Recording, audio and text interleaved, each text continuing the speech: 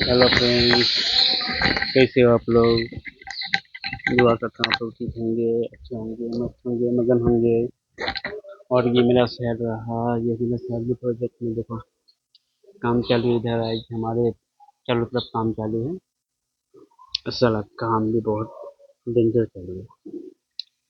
पूरा पार्किंग बन रहा है और पार्किंग बन रहा है, यहीं पे काम वाम कर रहे हैं हम लोग। देखो, और मुझे एक चीज़ समझ में नहीं आ रहा है, आप लोग आके वीडियो देख रहे हैं, नहीं लाइक कर रहे हैं, नहीं कमेंट कर रहे हैं, कभी कभी सब्सक्राइब तो कर लो।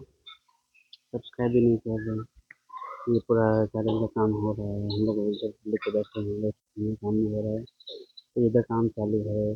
और देखो जो जहाँ काम चालू कितने हैं आप लोग को, ये बहुत बड़ी बिल्डिंग है। ये हमारे मनीषा भाई हैं, ये गाड़ी लेके आएंगे ये सब।